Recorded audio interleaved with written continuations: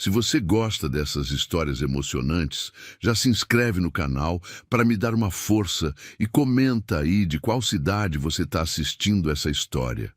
Eu aprendi cedo que a vida não pede licença antes de te quebrar. Ela simplesmente chega, bate na porta. Ou nem isso. Às vezes ela entra pela janela, de madrugada, quando você está dormindo e não tem como se defender. E quando você acorda, já não é mais a mesma pessoa. Alguma coisa ficou do lado de fora, presa na escuridão, e você não consegue mais alcançar. Meu nome é Maria. Não tem sobrenome bonito, não tem história de família ilustre, tem só esse nome simples que minha mãe escolheu numa manhã de março, num parto que quase a matou, dentro de uma casa de pau a pique no interior do Maranhão. Ela me contou isso uma vez, só uma vez. Depois não quis mais falar. Acho que na nossa família a gente aprendeu a não falar muito sobre as coisas que doem. A gente engole. Abaixa a cabeça. Continua. Eu tinha 34 anos quando me tornei viúva pela segunda vez. Pode parecer exagero. Pode parecer que eu sou o tipo de pessoa que atrai tragédia, como se o destino tivesse me escolhido de propósito, para testar até onde uma mulher consegue aguentar sem partir ao meio. Eu já pensei isso também. Já fiquei deitada no escuro, olhando para o teto de um quarto que cheirava a mofo e a solidão, me perguntando o que eu tinha feito de tão errado para merecer tanto. Mas hoje eu sei que não era punição, era peso. E peso, com o tempo, ou te dobra ou te fortalece. Demorou muito para eu entender a diferença. Meu primeiro marido se chamava Renato. Era um homem bom, daqueles que chegam em casa cansados, mas ainda têm energia para sentar na beira da cama e perguntar como foi o dia. Tinha mãos grossas de trabalho e um sorriso que aparecia devagar, como quem não quer gastar à toa. A gente se casou jovem, eu com 19, ele com 22. E nos primeiros anos a vida era pequena, mas tinha um gosto bom. Um quarto, uma cozinha, uma janela com vista para o quintal de terra batida. Era suficiente. A gente aprende a achar que suficiente é muito quando não se conhece outra coisa. Tivemos um filho, Lucas. Eu nem gosto de escrever esse nome sem parar um pouco antes. Tem palavras que a gente pronuncia com todo o corpo, não só com a boca. Lucas era assim. Era um menino de olhos grandes e voz fina que gostava de pegar bicho no quintal e trazer para dentro de casa achando que eu ia gostar. Eu fingia que não gostava, fingia que me assustava. E ele gargalhava daquele jeito que só criança sabe rir, com a barriga inteira, sem vergonha nenhuma. Ele tinha 4 anos quando pegou febre. A febre que não passa é o medo mais antigo de mãe pobre. A gente não tem plano de saúde. A gente não tem carro para correr para o hospital de madrugada. A gente tem os ônibus que não passam e os postos de saúde que ficam fechados e as rezas que a gente faz mesmo sem saber direito em quem acreditar. Lucas ficou 3 dias com febre alta. No 4º dia, ele parou de respirar. Meningite, disseram depois. Palavra grande para uma coisa pequena demais que levou meu filho inteiro. Eu não vou descrever o que senti. Não porque não lembro. Lembro de tudo, cada detalhe, cada segundo daquele hospital frio com cheiro de desinfetante. Não vou descrever porque tem coisas que as palavras não alcançam e porque eu aprendi que quando você coloca em palavras uma dor dessas, as pessoas tentam te consolar. E consolo na hora errada é a coisa mais solitária do mundo. Renato nunca se recuperou de verdade. Eu também não, mas eu precisava continuar de pé. Então, me convenci de que estava bem. Fui fazendo isso todo dia, acordando e me convencendo. É o que a gente faz, é o que a gente tem. 2 anos depois, Renato bateu o carro numa curva molhada de madrugada, voltando de um turno extra no frigorífico onde trabalhava. Não sofreu. Pelo menos foi o que me disseram. Eu aceitei isso como um presente pequeno dentro de uma perda enorme. Eu tinha 26 anos, era viúva, tinha perdido um filho.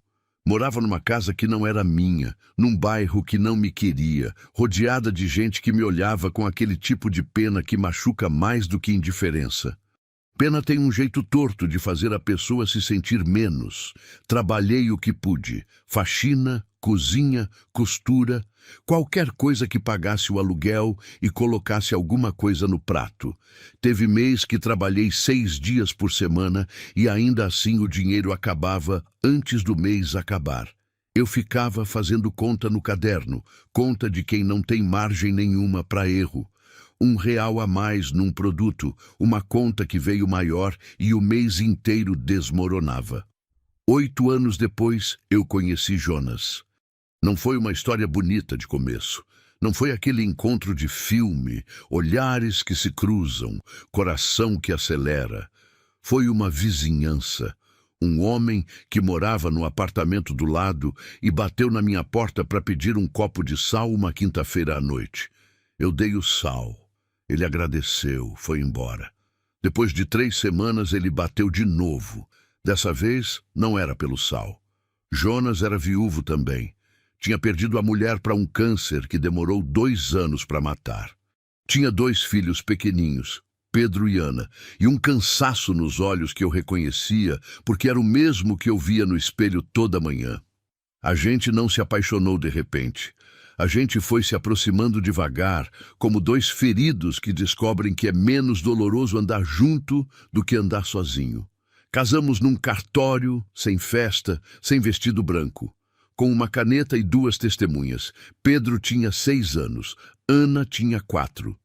Eu passei a ser mãe deles de um jeito que não tem explicação simples. Não foi por obrigação, não foi por amor imediato, foi por reconhecimento. Esses meninos tinham o mesmo olhar que o meu Lucas tinha. Aquela coisa de criança que ainda não aprendeu a esconder o que sente.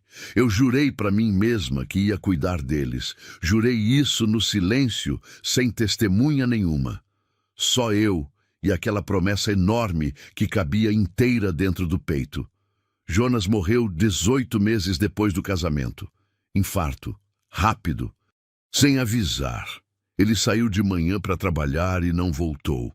Eu fiquei sabendo por telefone. Uma voz que eu não conhecia do outro lado da linha dizendo palavras que eu já tinha ouvido antes e que mesmo assim não ficam mais fáceis de receber. Pedro tinha 8 anos. Ana tinha 6. Eles me olharam quando cheguei em casa. Deviam ter percebido na minha cara. E eu me ajoelhei na frente deles no meio da sala e segurei os 2 pela mão e falei a verdade. Ana chorou. Pedro ficou quieto. Pedro ficou quieto por muito tempo depois disso. Eu era uma mulher de 34 anos, 2 maridos mortos, um filho perdido, 2 filhos pequenos que dependiam de mim. Nenhuma poupança, nenhuma família por perto, nenhum plano. A casa onde morávamos era alugada. O aluguel atrasou no primeiro mês porque o dinheiro que tinha ido embora com Jonas era quase metade do que entrava. Tentei trabalhar mais. Mas trabalhar mais com 2 filhos pequenos em casa é uma equação que nunca fecha. Ou você paga alguém para ficar com eles, o que come o dinheiro que você ganhou, ou você fica com eles, o que significa que o dinheiro não entra. Aprendi a viver no fio. Aprendi a fazer o arroz render mais, colocando água demais. Aprendi a comprar o frango mais barato, aquele que ninguém quer porque é magro demais. Aprendi que tem um jeito de sorrir para os seus filhos quando você está morrendo de medo por dentro. É um sorriso que não chega aos olhos, mas que eles ainda não sabem ler direito. Quando crescem, aprendem. Mas quando são pequenos, acreditam. E às vezes é isso que salva a noite. A noite que eu nunca vou esquecer foi uma terça-feira de julho. Fazia frio. Não o frio de lugar rico, que é desconfortável, mas tem cobertor e aquecedor e sopa quente. Era o frio de casa pobre, aquele que entra pelas frestas da janela e fica. Eu tinha ficado sem gás na semana anterior e ainda não tinha conseguido repor. Na despensa tinha sobrado um pedaço de pão, só um, pequeno, duro, 2 dias velho. Pedro e Ana estavam à mesa, esperando. Eu peguei o pão. Dividi em 2 pedaços o mais iguais que consegui. Coloquei nos 2 pratos. Pedro me olhou. Mãe, e você? Eu sorri. Aquele sorriso que não chega aos olhos. Eu já comi antes. Era mentira. Eu não tinha comido desde o dia anterior. Pedro abaixou a cabeça para o prato. Mas antes de comer, ele partiu o pedaço dele ao meio e empurrou uma parte para o meu lado da mesa sem dizer nada. 8 anos. Esse menino tinha 8 anos. Eu precisei me virar para ele não ver meu rosto. Fui até a pia. Abri a torneira. Fingi que estava pegando água e deixei o choro sair ali, misturado com a água fria, silencioso, sem deixar os filhos ouvirem. Porque mãe aprende a chorar sem fazer barulho. É um dos primeiros segredos que a pobreza ensina. Foi nesse tempo de fio e de frio e de pão dividido, que as 3 batidas chegaram. Eram 2 da tarde de uma quarta-feira. Pedro estava na escola. Ana estava dormindo. Eu estava sentada na mesa da cozinha com um caderno de contas na frente, tentando reorganizar o que não tinha como reorganizar. Aquele tipo de matemática cruel que não fecha por mais que você tente.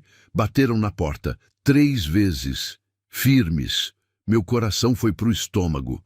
Pensei logo, cobrança. Alguém que veio pessoalmente porque o telefone eu tinha parado de atender. Respirei. Fechei o caderno. Fui até a porta. Do outro lado havia um homem de terno escuro, bem passado, segurando uma pasta de couro marrom. Cabelos grisalhos. Óculos de grau. Um rosto sério que não era mau. Era só o rosto de quem entrega notícias o dia inteiro e já não sabe mais qual expressão fazer. Maria Antônia Ferreira da Silva? Sou eu. Ele abriu a pasta. Meu nome é Henrique Tavares. Sou advogado do cartório da comarca de Bom Jesus do Norte. Eu não conhecia esse cartório. Não conhecia essa comarca. Preciso falar com a senhora sobre uma questão de herança. Herança. Aquela palavra não combinava com nada na minha vida. Herança era coisa de outro mundo, de família com sobrenome importante e conta no banco e árvore genealógica emoldurada na parede da sala. Mas eu deixei ele entrar. Ele se sentou à mesa, abriu a pasta, organizou os papéis e me contou, com a voz calma de quem já repetiu isso muitas vezes, que meu bisavô materno, um homem chamado Joaquim Ferreira da Silva, que eu mal conhecia, que eu tinha visto talvez 2 ou 3 vezes na vida, havia falecido com 93 anos, 3 semanas antes, e havia deixado tudo para mim. Tudo o quê? Perguntei porque não consegui pensar em outra coisa. Ele virou uma página. Uma propriedade rural. 427 hectares. Registrada como Fazenda Santa Vitória, no município de Bom Jesus do Norte. Eu fiquei olhando para ele. 427 hectares. Eu nem sabia exatamente quanto era isso, mas sabia que era muito, muito mais do que qualquer coisa que eu já tinha tocado na vida. Por que eu? Perguntei. Ele tirou um documento. Me mostrou. Era o testamento, com a letra trêmula de um velho que ainda tinha firmeza suficiente para saber o que queria. Deixo minha terra para Maria, filha da minha filha Conceição. Ela tem o nome certo para o que precisa ser feito. Eu li aquela frase 3 vezes. O nome certo para o que precisa ser feito. Eu nunca tinha entendido o meu próprio nome como uma missão. Mas naquela tarde, sentada naquela cozinha pequena com o caderno de contas fechado na mesa e o cheiro de casa pobre no ar, algo dentro de mim se mexeu. Era pequeno, era frágil, era quase nada, mas era alguma coisa. E às vezes alguma coisa é o suficiente para você não desistir naquela noite. No próximo capítulo, Maria vê a fazenda pela primeira vez e descobre que herdar uma terra não significa herdar uma solução. Quer que eu escreva agora o capítulo 2? Continue 0026. Capítulo 2, a terra que ninguém queria. Eu demorei 9 dias para ir até lá. Não foi preguiça, não foi medo. Ou pelo menos não era só medo. Foi aquele tipo de hesitação que a gente sente quando alguma coisa parece grande demais para ser verdade, e você prefere deixar a possibilidade existindo do lado de fora, intacta, do que ir até ela e descobrir que era ilusão. Enquanto eu não fosse, a fazenda podia ser qualquer coisa, podia ser a salvação que eu precisava. Depois que eu fosse, ela ia ser o que era. E eu já tinha aprendido que a realidade quase nunca é generosa com pessoas como eu. Então fiquei esses 9 dias resolvendo o que precisava resolver. Assinei os papéis que o advogado deixou. Fui ao cartório 2 vezes. De ônibus com Ana no colo porque não tinha com quem deixar, Pedro saindo direto da escola para me encontrar lá. Fiz o que a burocracia manda fazer, aquela fila de documentos e assinaturas e reconhecimentos que parece feita de propósito para cansar as pessoas antes que elas cheguem no que importa. E rezei. Não sou muito de rezar. Perdi o jeito depois do Lucas. Fica difícil manter conversa com Deus quando você entrega um filho de 4 anos para ele e não recebe explicação nenhuma. Mas naqueles 9 dias eu rezei. Uma reza sem muito protocolo, mais parecida com uma negociação do que uma oração. Se isso for real, me dá força. Se não for, me poupa do caminho. Na manhã do 10º dia, acordei antes do sol. Arrumei uma mochila pequena. Coloquei água, 2 biscoitos, o documento da fazenda num saco plástico para não amarrotar. Acordei Pedro e Ana. Pedro não reclamou. Ele nunca reclamava. Esse menino aprendeu cedo que reclamar gasta energia que poderia ser usada para outra coisa. Ana reclamou por 2 minutos e depois ficou curiosa, que era o jeito dela de funcionar. Peguei 3 ônibus. O último era um micro-ônibus decrépito que fazia linha entre a cidade e os municípios do interior. Bancos de couro partido. Janela que não fechava direito. Um motorista que dirigia ouvindo forró no volume máximo e freava sempre mais tarde do que devia. Ana dormiu no meu colo a viagem inteira. Pedro ficou olhando pela janela com aquele olhar que ele tinha de menino velho, olhando as coisas com mais atenção do que uma criança deveria precisar. 3 horas depois, o motorista gritou o nome do município e eu sacudi Ana. Descemos numa rua de terra batida que eu nunca tinha visto na vida. O senhor Henrique Tavares, o advogado, tinha me dado um croquis desenhado à mão, indicando como chegar à fazenda a partir do centro da cidade. Eram 6 quilômetros de estrada de chão, 6 quilômetros. Eu olhei para os pés dos meus filhos e olhei para a estrada. Pedro já estava andando. Não tinha jeito. A gente foi a pé. A estrada de terra era ladeada por pasto seco e árvores tortas que pareciam cansadas do sol. Julho no interior é assim, um seco que racha o chão e deixa tudo com uma cor de coisa velha. A poeira subia a cada passo e grudava nos sapatos, nas canelas, nos braços. Ana foi segurando minha mão e cantarolando uma música que ela tinha inventado. Nem sei de onde ela tirava energia assim. Acho que criança tem um tipo de reserva que adulto perde antes dos 30. Pedro ia na frente, um passo adiantado, olhando a estrada como se estivesse lendo alguma coisa nela. Depois de quase 1 hora de caminhada, ele parou. Apontou. Mãe, olha. Eu olhei. À beira da estrada, quase tomada pelo mato, havia uma placa de madeira.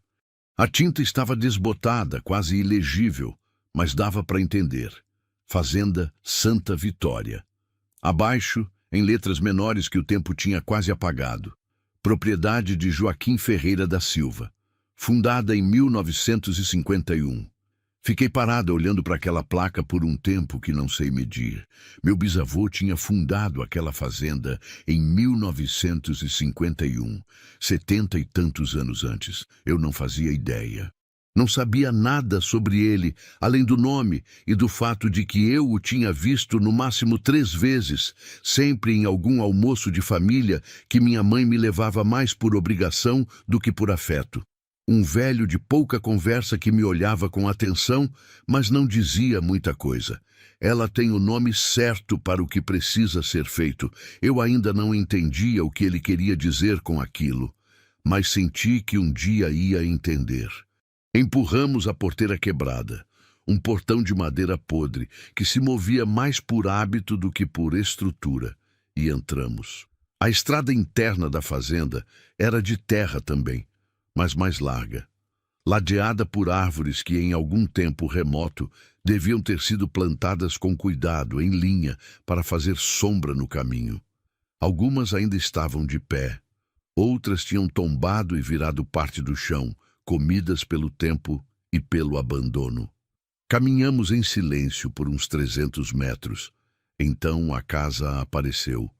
E eu parei de andar. Era enorme, mesmo destruída, mesmo com tudo que o abandono tinha feito, dava para ver o que ela tinha sido. Uma casa colonial de 2 andares, com varanda larga na frente, pilares de madeira, janelas altas de madeira que em algum momento deviam ter sido pintadas de verde.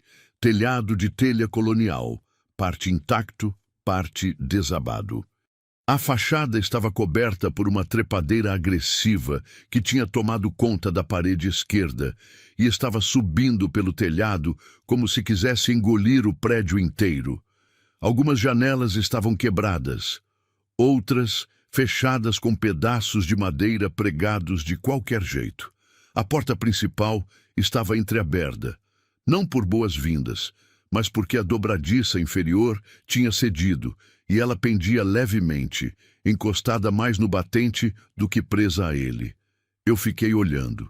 Ana ficou olhando. Pedro ficou olhando. Então Ana virou para mim e perguntou com a voz completamente séria: "Mãe, é assombrada?" Eu quase ri, não de alegria, de alívio. Aquela pergunta ridícula e perfeita de criança de 6 anos quebrou alguma coisa tensa que estava acumulada no meu peito. "Não é assombrada", eu disse. "É só velha. Parece assombrada. Muita coisa velha parece assombrada. Não significa que é." Ela considerou isso por um segundo e depois foi na frente. Criança não tem tempo para hesitação. Por dentro, a casa era um inventário do abandono. A sala principal era grande, muito grande, com o pé direito alto e assoalho de madeira que rangia a cada passo, mas ainda aguentava. As paredes tinham umidade, manchas escuras que subiam pelo reboco como raízes invertidas. No teto, uma parte tinha desabado no canto direito, deixando um buraco por onde entrava luz e, provavelmente, chuva. Havia móveis velhos cobertos de poeira. Uma mesa de madeira maciça que devia pesar 200 quilos. Cadeiras empilhadas num canto. Um armário enorme com a porta de espelho quebrada. Na cozinha, o fogão a lenha ainda estava lá. Daqueles antigos de ferro fundido que parecem eternos porque são feitos para durar mais do que as pessoas que os usam. Havia uma pia de pedra, uma prateleira de madeira com potes de cerâmica vazios, enfileirados como sentinelas sem função. Subi a escada devagar, testando cada degrau antes de confiar o peso nele. Pedro veio atrás. Ana ficou embaixo porque eu pedi para ela esperar. A escada era íngreme e eu não confiava no corrimão. Em cima havia 4 quartos. 4. Eu, que morava num apartamento de 1,5 quartos, parei na frente dessa conta e fiquei ali por um momento. 4 quartos, uma sala enorme, uma cozinha grande e 400 hectares lá fora. Voltei para baixo, saí pelos fundos da casa, e foi aí que a primeira coisa boa apareceu. Nos fundos havia um quintal grande, e além do quintal, uma área com árvores frutíferas que o abandono não tinha conseguido matar. Mangueiras antigas, com troncos grossos como colunas carregadas, goiabeiras que tinham crescido tortas, mas estavam vivas e produzindo. Algumas jabuticabeiras com os troncos cobertos de frutas roxas e escuras. Ana apareceu do lado e gritou quando viu. Saiu correndo. Pegou uma jabuticaba direto do galho e colocou na boca e fez aquela cara de criança que descobriu que o mundo tem coisas boas. Mãe, vem! Eu fui! Peguei uma jabuticaba, coloquei na boca. Era doce. Daquele doce honesto de fruta que cresceu sem pressa no lugar certo. Pedro ficou parado perto de mim. Olhou as árvores. Olhou os campos além do quintal. Campos enormes, cobertos de capim alto e mato, que se estendiam até uma linha de árvores no horizonte. Tudo isso é nossa terra? Ele perguntou. É. Ele ficou quieto um momento. Dá para plantar nisso tudo? Eu olhei para aquela extensão, 400 hectares de terra que tinham sido produtivos em algum tempo e agora estavam dormindo sob camadas de abandono e mato e anos passados sem ninguém. Não sei ainda, eu disse, e era a verdade. Eu não sabia nada de fazenda, não sabia nada de agricultura, não sabia nada de terra, de plantio, de criação, de nada do que aquele lugar exigia. Sabia lavar, sabia cozinhar, sabia fazer conta de cabeça quando o dinheiro era pouco. Sabia aguentar, não era muito, mas era o que eu tinha. Passamos o dia inteiro percorrendo a propriedade. Havia uma mina d'água no lado norte, uma nascente que ainda brotava, fina mas constante, que alimentava um pequeno açude coberto de limo verde. Havia um curral velho, de madeira, vazio havia anos. Uma tulha, espécie de galpão para guardar grãos, com o telhado de zinco parcialmente destruído, mas a estrutura ainda de pé. E havia um poço. O poço era o mais importante. Desci um balde no fim de um cipó que encontrei perto. Subi. A água era limpa, escura de profundidade, mas limpa. Água era vida. Eu já sabia disso antes de qualquer coisa. Antes de ir embora, sentei na escada da varanda da casa grande. O sol estava descendo. A luz ficou laranja e horizontal, daquele jeito que faz até paisagem destruída parecer bonita por alguns minutos. Ana estava dormindo no meu colo, cansada da caminhada e das frutas e da exploração. Pedro estava sentado 2 degraus abaixo, com os cotovelos nos joelhos, olhando os campos. Vai ser muito trabalho, ele disse. Não era pergunta. Vai. A gente consegue? Eu não respondi rápido. Eu não era do tipo de mãe que responde rápido para parecer corajosa. Pedro merecia mais do que isso. Pedro sempre mereceu mais do que aquilo que a vida tinha dado a ele. Eu não sei, falei. Mas eu sei que não tenho mais nada a perder tentando. Ele ficou quieto. Depois balançou a cabeça de um jeito que não era concordância. Era aceitação. Aquela maturidade pesada de menino que aprendeu muito cedo que a vida não dá garantias. Quando o sol sumiu de vez, eu levantei Ana no colo e começamos o caminho de volta. 6 quilômetros de terra. 3 ônibus. Uma noite inteira pela frente. Mas alguma coisa tinha mudado em mim naquele dia. Não era esperança. Pelo menos não a esperança ingênua que você sente quando ainda não foi quebrada o suficiente. Era outra coisa, mais dura, mais quieta. Era determinação. A terra estava lá. Estava destruída, abandonada, coberta de mato e de anos. Mas estava lá. E eu também estava. E às vezes é só isso que precisa ser verdade ao mesmo tempo. Voltei 2 semanas depois. Dessa vez, para ficar. Eu tinha fechado o apartamento, devolvido a chave para o senhorio, que ficou mais aliviado do que triste, porque eu estava 3 meses devendo, e colocado o pouco que a gente tinha dentro de 2 malas e uma caixa de papelão. A vizinha do 3º andar me olhou saindo com tudo e perguntou para onde eu ia. Para o interior, eu disse. Fazer o quê lá? Eu pensei na resposta certa. Recomeçar. Ela balançou a cabeça daquele jeito de quem acha que a outra está cometendo um erro, mas não quer ser a pessoa que fala. Eu desci as escadas com uma mala em cada mão e meus filhos na frente. Não olhei para trás. Aprendi que olhar para trás na hora de ir embora só serve para te fazer ficar no lugar errado por mais tempo. No próximo capítulo, a chegada definitiva e o choque de perceber que herdar uma fazenda não é o mesmo que saber o que fazer com ela. Quer que eu escreva o capítulo 3 agora? Continue 0031, capítulo 3. Aprender ou morrer de fome. A primeira noite na fazenda, eu não dormi. Não foi por medo do escuro, embora o escuro lá fosse de um tipo diferente do que eu conhecia. Na cidade, o escuro nunca é completo. Tem sempre um poste, uma janela acesa do outro lado da rua, o clarão distante de algum posto de gasolina. O escuro da cidade é um escuro com buracos de luz. O escuro da fazenda era inteiro. Quando a última claridade sumiu lá fora, sumiu de verdade. Não tinha buracos, não tinha poste, não tinha nada além de uma escuridão densa que pesava como tecido grosso e deixava a gente sem referência de distância, de tamanho, de onde as coisas estavam. Ana acordou 2 vezes chamando por mim. Cada vez eu respondia do colchão velho que tinha encontrado num dos quartos de cima. Sacudido, limpo o melhor que pude, coberto com um lençol que trouxe na mala. Cada vez ela ouvia minha voz e voltava a dormir. Pedro não acordou. Pedro dormia com aquela profundidade pesada de quem carrega muito acordado e precisa descansar de verdade quando fecha os olhos. Eu fiquei olhando para o teto no escuro, pensando, fazendo aquelas contas que não são de dinheiro, são de coragem. Quanto eu tinha? Quanto ia precisar? Se ia ser suficiente? Lá pelas 3 da manhã ouvi um som do lado de fora. Algo se movendo no mato perto da casa. Um bicho. Não sabia qual, não conhecia os sons dali. Na cidade eu teria ignorado. Ali, sem luz, sem vizinho, sem nada entre mim e a escuridão aberta, o som pareceu enorme. Fiquei deitada quieta, respirando devagar.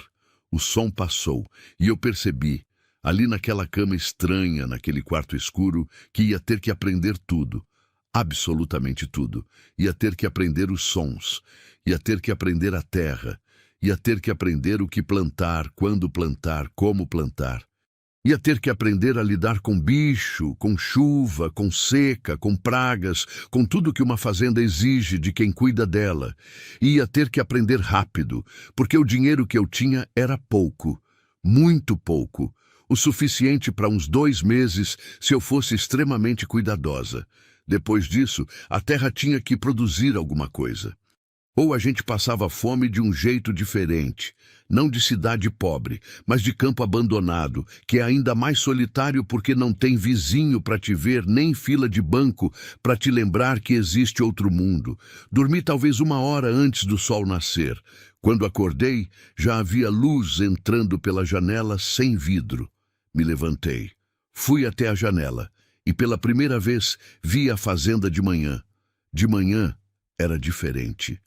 A luz do sol nascente batia horizontal nos campos e fazia o capim alto brilhar de um verde dourado que de noite não existia.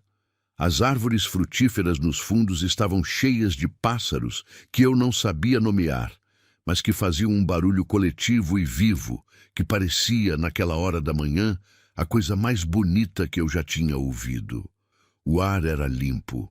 Não o ar limpo que você respira depois de uma chuva na cidade. Esse ar tem gosto de concreto molhado. Era outro tipo. Um ar que tinha cheiro de terra e de capim, e de alguma coisa verde que não sei como nomear, mas que entrou por mim e ficou. Desci. Acendi o fogão a lenha. Tinha aprendido como fazer isso assistindo vídeo no celular antes de vir. Porque é o tipo de coisa que na cidade ninguém ensina. Demorei mais do que devia. Queimei os dedos 1 vez, mas consegui. Fiz água quente. Tinha trazido café. Tomei sentada na escada da varanda, olhando os campos. E naquele silêncio da manhã, com o café quente nas mãos e os pássaros fazendo barulho e a luz abrindo devagar sobre a terra, eu fiz uma lista mental. Não era uma lista bonita. Era uma lista honesta. O que eu precisava aprender, o que eu precisava resolver, o que podia esperar e o que não podia. Primeira coisa, água. O poço funcionava, mas precisava de balde e corda. Feito. Segunda coisa, comida imediata. As frutas das árvores davam por enquanto. Mas fruta não sustenta adulto trabalhando pesado por muito tempo. Terceira coisa, a terra. Eu precisava entender o que podia plantar e onde. E para isso eu precisava de alguém que soubesse, porque eu não sabia. Quarta coisa, dinheiro. O pouco que tinha prazo de validade curto. Quinto, a casa. Precisava pelo menos de um telhado que não deixasse a chuva entrar, janelas que fechassem e um banheiro que funcionasse. Eram 5 problemas grandes. Eu tinha 2 meses. Terminei o café.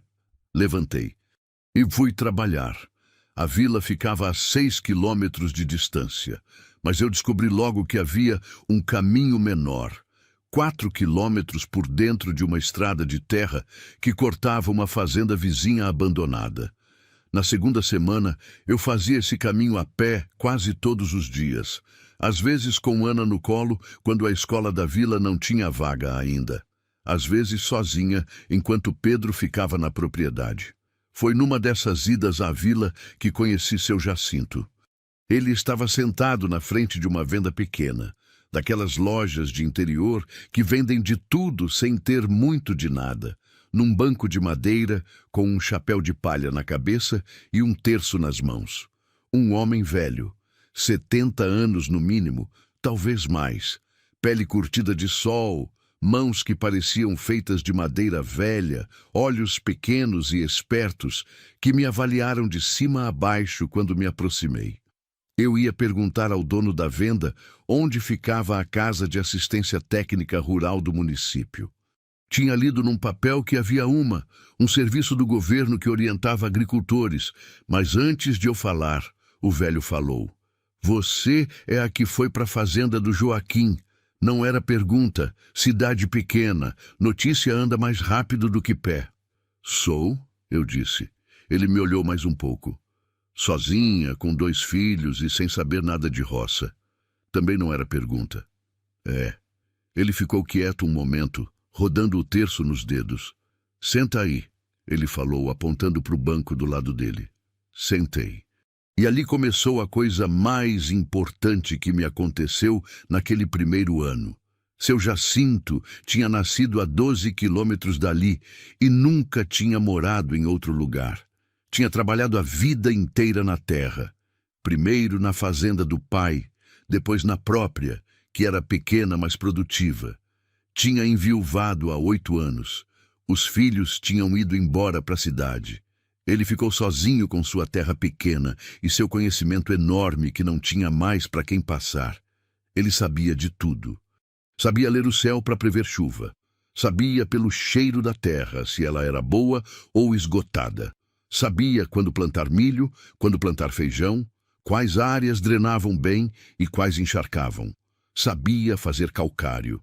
Sabia identificar praga por uma única folha mordida. Sabia coisas que não estavam escritas em lugar nenhum. Estavam só na memória de quem passou décadas prestando atenção na terra. E por alguma razão que nunca perguntei diretamente, ele decidiu me ensinar. Não de graça, não cobrado. Ele simplesmente começou a aparecer. 3 dias depois daquela conversa na venda, às 7 da manhã, eu ouvi um barulho na porteira e olhei pela janela. Era seu Jacinto, com uma enxada no ombro e um chapéu de palha na cabeça, caminhando pela estrada interna como se soubesse exatamente onde estava indo. Eu desci. "Bom dia," ele disse. "Bom dia."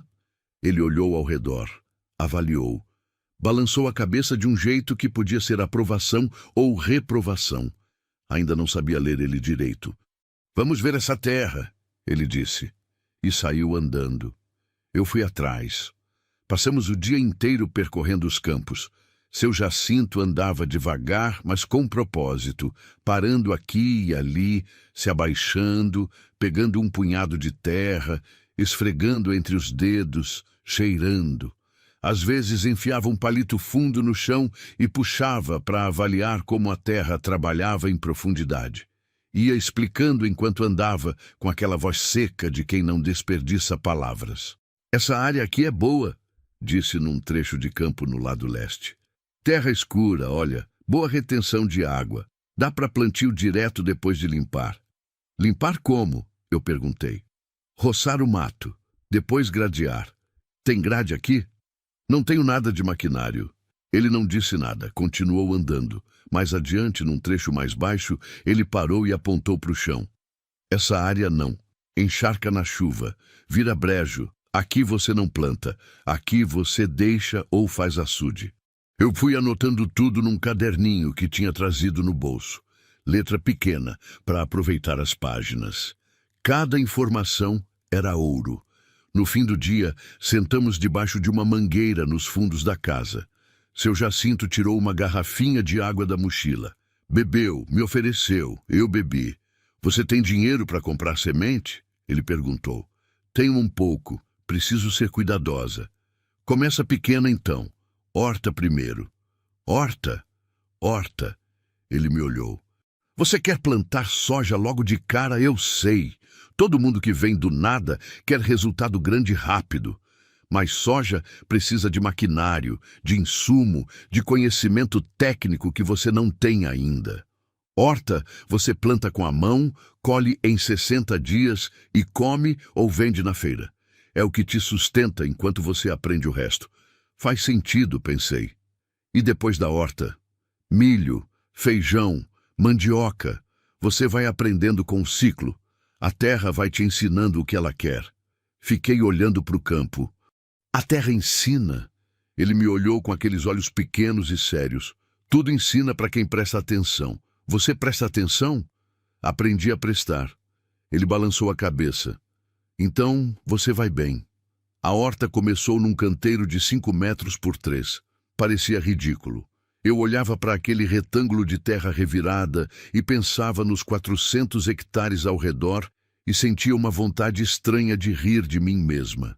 Viúva com fazenda enorme, plantando alface num canteiro de quintal. Mas fiz o que seu Jacinto mandou. Preparei a terra com adubo orgânico que ele me ensinou a fazer com os restos de comida e folha seca. Plantei alface, cebolinha, coentro, tomate, pimentão. Reguei todo dia, 2 baldes do poço, de manhã cedo, antes do sol pegar força. Pedro me ajudava. Ele tinha desenvolvido um interesse genuíno nas coisas da terra que me surpreendeu. Acordava cedo, sem que eu precisasse chamar. Ficava olhando as plantas crescerem com aquela atenção paciente de menino que tinha aprendido a esperar pelas coisas. Um dia, 3 semanas depois de plantar, ele veio correndo me chamar. Mãe, nasceu!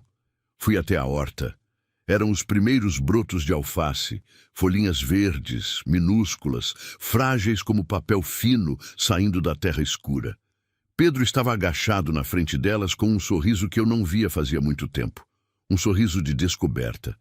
De quem viu uma coisa boa acontecer e sabe que foi parte disso. Eu agachei do lado dele, olhei aquelas folhinhas e senti alguma coisa que demorei um momento para identificar. Era orgulho.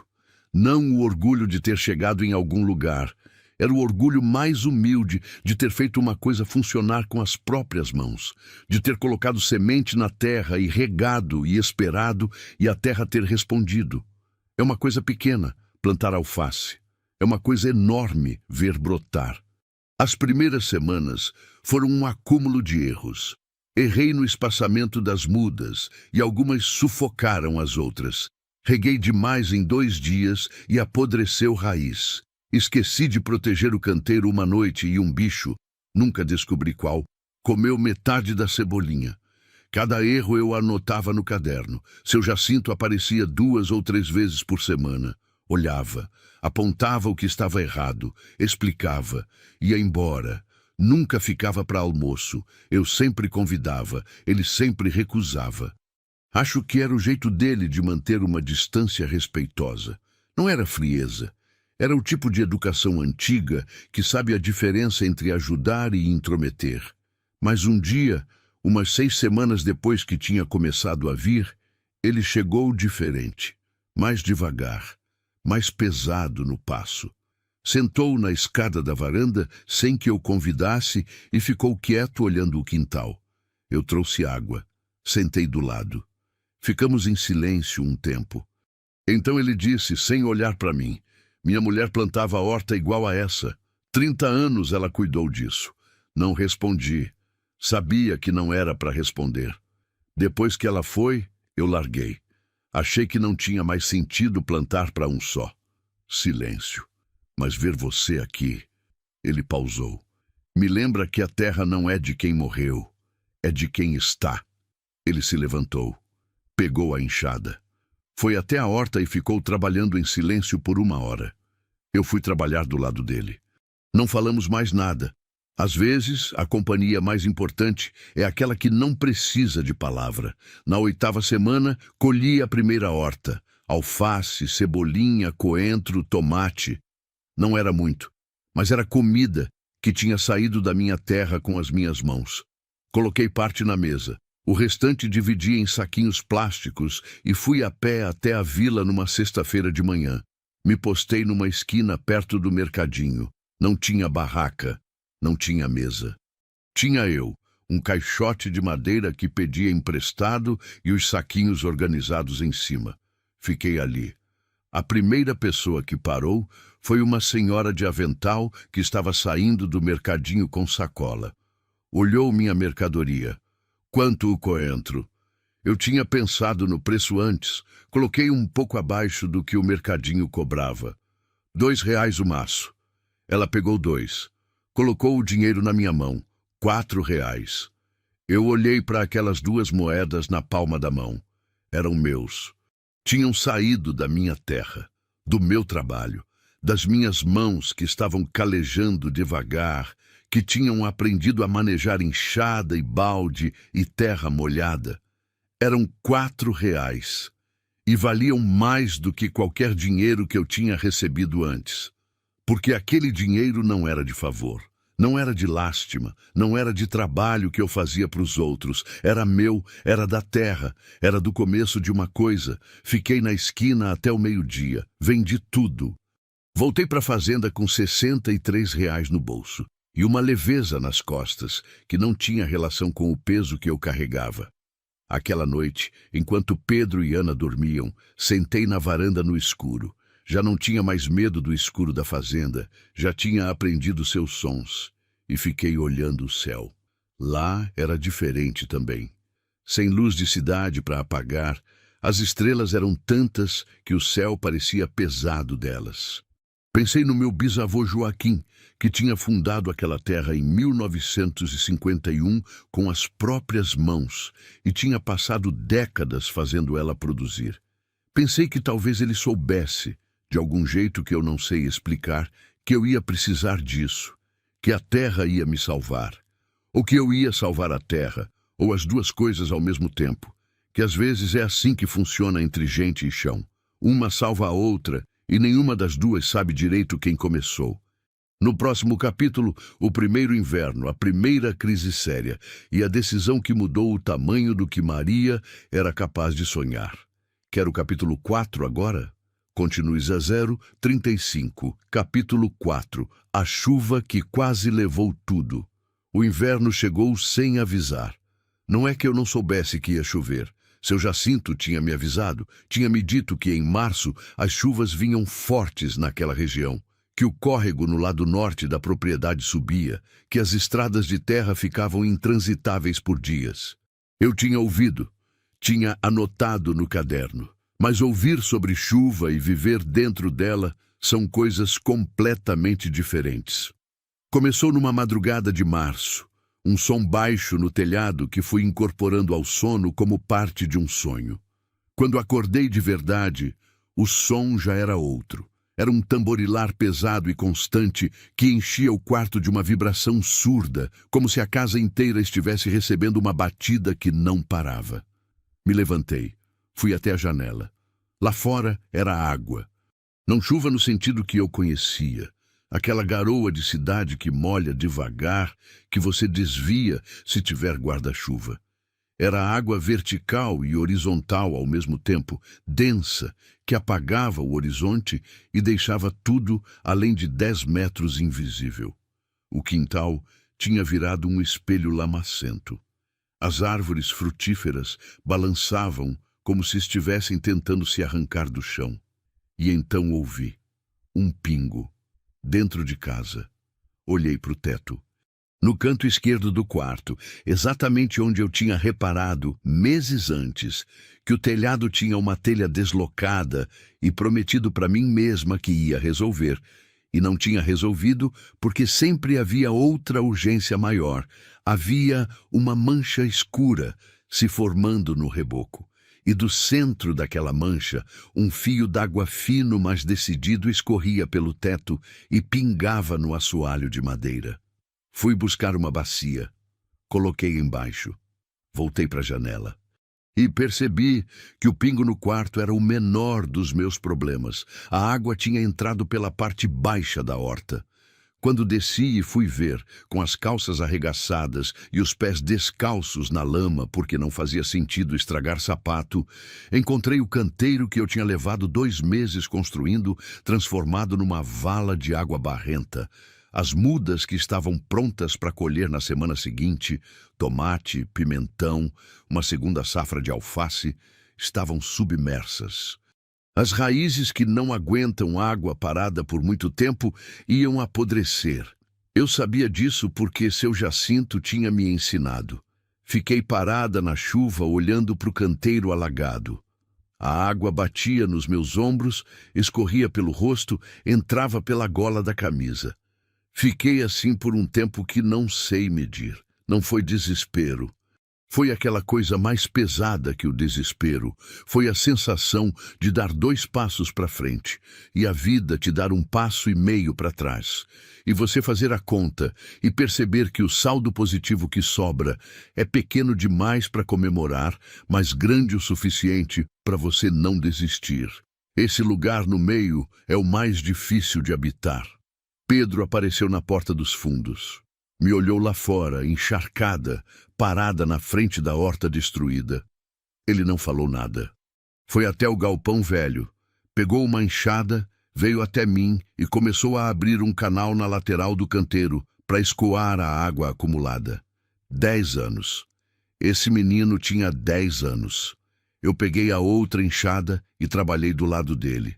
Ficamos na chuva por 2 horas, abrindo canais de escoamento, levantando as bordas do canteiro, tentando salvar o que ainda havia para salvar.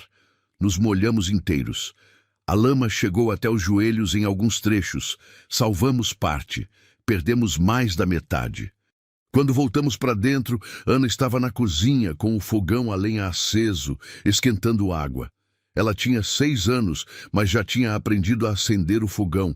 Porque criança de fazenda aprende rápido o que precisa aprender. Ela nos olhou encharcados e enlameados, e não disse nada de diferente. Serviu a água quente, a gente tomou banho e ficou em silêncio por um bom tempo. A chuva durou 11 dias. Não 11 dias de chuva constante. Havia intervalos, tardes em que abria e o sol aparecia com aquela força de depois da chuva que parece uma desculpa. Mas voltava sempre. Às vezes de madrugada, às vezes de tarde, sempre com aquela intensidade de quem tem muito para despejar e pouco tempo para fazer isso. No 5º dia, a bacia do quarto estava cheia e eu já tinha colocado mais 2 recipientes em outros pontos da casa onde o telhado tinha cedido.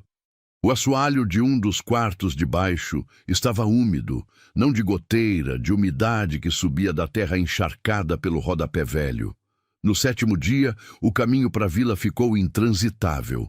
Lama daquele jeito que paralisa. Não é lama que você atravessa na força da vontade. É lama que suga o sapato, que faz você perder o equilíbrio, que em 2 metros te deixa com menos força do que quando começou. Fiquei 3 dias sem conseguir sair da propriedade. 3 dias com o que tinha na despensa. Arroz, feijão, farinha, algumas frutas das árvores que a chuva não tinha derrubado todas, ovos das galinhas que eu tinha comprado, 6 galinhas caipiras que viviam num cercado pequeno e que a chuva deixou mais nervosas do que nunca, mas não parou de botar. Fizemos funcionar. Mas no 10º dia, olhando a despensa, fiz a conta. Se a chuva não parasse e o caminho não abrisse, tínhamos comida para mais 4 dias. 5 se eu racionasse de um jeito que meus filhos não iam gostar. Sentei à mesa da cozinha com o caderno de contas na frente e fiz o que sempre fiz quando o problema era grande demais para encarar de frente. Escrevi. Escrever ajuda a organizar o que a cabeça embaralha quando o medo entra. Escrevi o que tinha. Escrevi o que precisava. Escrevi o que podia fazer e o que não podia. No fim da lista, escrevi uma pergunta. O que uma mulher que não pode sair faz quando a terra ao redor dela está parada? Fiquei olhando para a pergunta. E a resposta veio devagar, como costumam vir as coisas que importam. Ela aprende o que pode aprender enquanto espera. Naqueles 3 dias de confinamento, fiz o que nunca tinha tido tempo de fazer direito. Planejei. Não o planejamento apressado de quem está resolvendo o problema imediato. Foi um planejamento longo, daquele que exige sentar com papel e lápis e pensar não no que vai acontecer semana que vem, mas daqui a 1 ano, daqui a 3. Desenhei a propriedade no papel, do jeito que eu tinha aprendido a enxergar ela, campo por campo, área por área. Marquei as zonas que seu Jacinto tinha identificado como boas para plantio. Marquei as áreas baixas que alagavam. Marquei onde ficava o açude, onde ficava a nascente. Depois comecei a calcular. Quantos hectares eu poderia trabalhar no primeiro ano com o que tinha? Quanto custaria preparar a terra? Quanto custaria a semente? Quando viria o retorno? Fui buscar informações no celular. Tinha sinal fraco, mas suficiente. Li sobre plantio de milho no Maranhão. Li sobre financiamento rural para a agricultura familiar. Li sobre o PRONAF, Programa Nacional de Fortalecimento da Agricultura Familiar, que eu nunca tinha ouvido falar, mas que existia exatamente para pessoas como eu. Li até a bateria acabar. Carreguei no carregador de isqueiro do celular antigo que tinha trazido. Li mais. Aprendi que havia crédito rural acessível para pequenos agricultores, que havia assistência técnica do governo, que havia cooperativas na região que compravam produção diretamente de agricultor familiar com preço fixo, sem atravessador. Aprendi que havia um mundo de possibilidades que eu não sabia que existia porque ninguém da minha família tinha chegado até onde eu estava. A chuva continuou do lado de fora. Eu continuei lendo do lado de dentro. E algo foi mudando dentro de mim naqueles dias parada. Não foi de repente, foi como a própria chuva, constante, paciente, transformando o chão devagar até que quando para você olha e tudo está diferente. Eu entrei naquela chuva como uma mulher tentando sobreviver o mês seguinte. Saí como uma mulher pensando nos próximos 3 anos.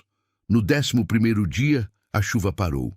Amanhecia limpo, aquele azul lavado de depois de muita chuva, que parece que o céu foi esfregado por dentro. O ar tinha aquele cheiro de terra úmida e ozônio que eu tinha aprendido a gostar. Cheirava a possibilidade, pensava eu, sem saber bem porquê. Fui até o canteiro. A horta estava parcialmente destruída. O que a água não tinha apodrecido, o excesso de umidade tinha enfraquecido. Precisaria replantar quase tudo. Respirei fundo. Peguei a enxada. Comecei. Seu Jacinto apareceu no fim da manhã, chapéu de palha pingando das goteiras das árvores, enxada no ombro como sempre.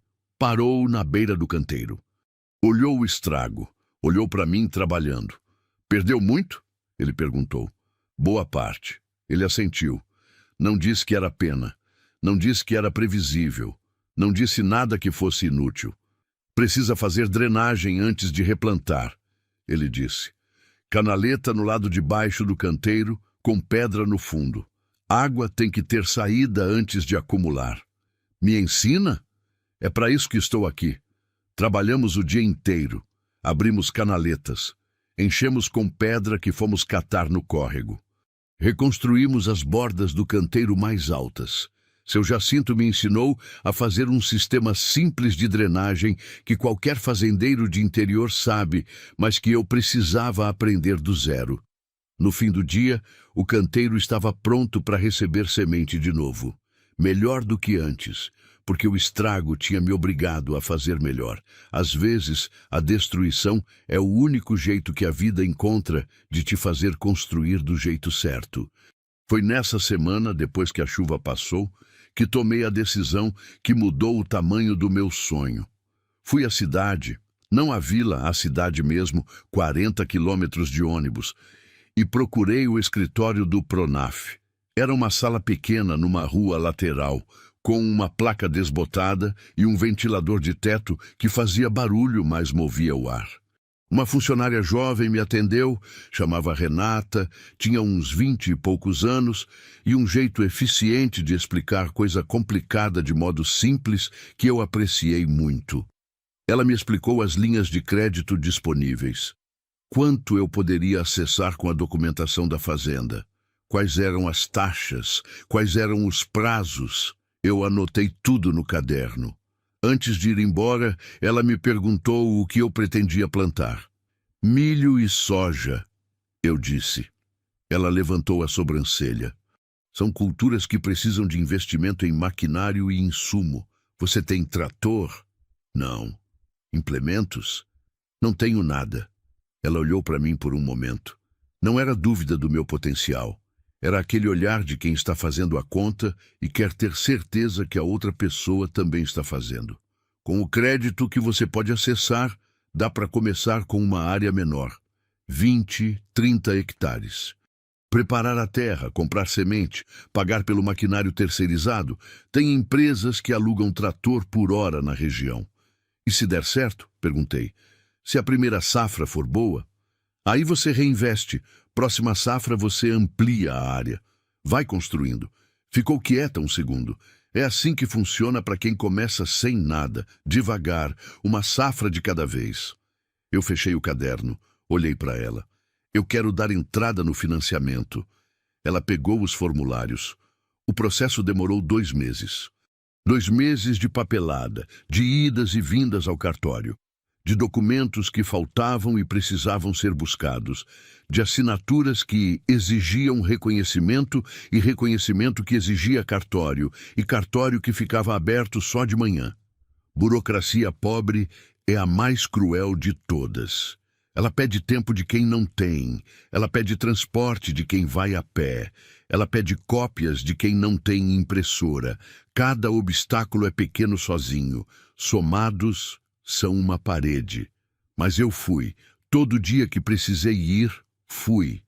Com Pedro, ou com Ana, ou com os dois. De ônibus, a pé quando precisou. Com o caderno debaixo do braço e a lista do que faltava sempre atualizada. Seu Jacinto me ajudou com uma parte que eu não esperava. Numa das idas ao cartório, descobri que precisava de um documento que comprovasse a capacidade produtiva da terra. Uma espécie de laudo técnico. Custa caro quando você contrata particular. Falei com seu Jacinto. Ele ficou quieto um momento. Depois disse que conhecia um engenheiro agrônomo aposentado na cidade que às vezes fazia laudo a preço de custo para agricultor familiar. Você conhece muita gente? Eu disse. Ele deu um sorriso pequeno. O primeiro que eu vi no rosto dele. 73 anos aqui dentro. Dá tempo de conhecer. O laudo saiu. O financiamento foi aprovado. Na tarde em que Renata me ligou para dizer que o crédito tinha sido liberado, eu estava na horta replantada, de joelhos na terra, colocando muda de tomate no buraco com as mãos. Fiquei quieta com o celular no ouvido por um momento depois que ela terminou de falar. Tá me ouvindo? Ela perguntou. Estou, eu disse. Obrigada. Desliguei. Fiquei de joelhos na terra por mais um tempinho, com as mãos na lama, com o sol nas costas, com um financiamento aprovado e uma fazenda inteira esperando. E aquela coisa pequena e dura dentro do peito que eu tinha aprendido a reconhecer como esperança. Com o crédito, contratei uma empresa de maquinário para preparar 25 hectares no lado leste da propriedade, a área que seu Jacinto tinha apontado como melhor terra. Eu estava lá quando o trator chegou. Era uma máquina enorme, laranja, que entrou pela porteira da fazenda fazendo um barulho que eu senti no peito. Ana correu para trás de mim com medo. Pedro ficou parado, olhando com a boca aberta. O operador desceu. Era um rapaz jovem, de boné e camiseta surrada, que me cumprimentou com um aceno de cabeça e perguntou onde queria que começasse. Eu apontei para o campo. Ali! Ele subiu de volta na máquina. E eu fiquei parada na beira do campo, assistindo o trator começar a trabalhar a terra. Aquela terra que estava dormindo havia 10 anos, que tinha esperado, debaixo do mato e do esquecimento, que alguém voltasse. O trator ia e vinha. A terra escura se abria, o mato tombava, o capim alto cedia. Seu Jacinto estava do meu lado com o chapéu de palha e os braços cruzados olhando. Sua avó plantou aqui uma vez? Perguntei, sem saber bem por que perguntei. Ele ficou quieto um momento. Não, mas seu bisavô Joaquim, sim. Eu trabalhei para ele uns 2 anos quando era jovem. Eu virei para olhar ele. Você conheceu meu bisavô? Conheci. Ele não tirou os olhos do trator. Era um homem duro. Justo, mas duro. Não desperdiçava palavra nem recurso. Sabia o que queria e ia atrás. Fez uma pausa. Você tem isso nele? Não respondi. Fiquei olhando o trator abrir a terra e pensei que talvez meu bisavô não tivesse me deixado só uma fazenda. Talvez ele tivesse me deixado um espelho, um jeito de eu me ver que eu ainda estava aprendendo a encarar. No próximo capítulo, a primeira grande colheita e o que Maria descobre que vale mais do que dinheiro. Quero o capítulo 5 agora. Continue 0039, capítulo 5. O que a terra devolve. A semente de milho que plantei naquele primeiro ano custou cada centavo que eu tinha separado com cuidado depois do financiamento. Não foi desperdício, foi aposta. Tem uma diferença entre as duas que a maioria das pessoas não entende até ter feito as duas coisas. Desperdício é quando você joga fora, sem pensar. Aposta é quando você pensa em tudo, calcula tudo, sabe exatamente o que pode perder. E ainda assim coloca na mesa porque acredita que o que pode ganhar vale o risco. Eu acreditava. Não com aquela fé cega de quem nunca foi decepcionado. Era uma crença construída de baixo para cima, tijolo, por tudo que eu tinha aprendido nos meses anteriores. Pela horta que tinha funcionado, pelos ensinamentos de seu Jacinto. Pelos cálculos que eu tinha feito e refeito no caderno, até as páginas ficarem marcadas de tanto passar o dedo. Plantamos 25 hectares de milho em abril. Eu digo plantamos porque Pedro estava lá. 11 anos, meu filho. 11 anos e acordava antes de mim nos dias de trabalho pesado. Tomava o café que eu preparava sem reclamar do horário. Colocava o chapéu que eu tinha comprado para ele numa das idas à cidade e ia. Não pedi. Ele foi. Tem filhos que entendem antes de você explicar. Que sentem o peso do que está em jogo e decidem por conta própria que vão carregar junto. Pedro era assim. Tinha sido assim desde menino. Aquele silêncio dele não era frieza, nunca foi. Era atenção, era presença. Era um menino que aprendia observando antes de agir. Ana veio também nos primeiros dias, animada como ela sempre ficava com qualquer novidade. Mas Ana era diferente de Pedro. Ela se animava rápido e mudava de interesse com a mesma velocidade. Depois de 3 dias no campo, ficou preferindo ficar com as galinhas e com a horta que ela tinha adotado como responsabilidade própria. E funcionava.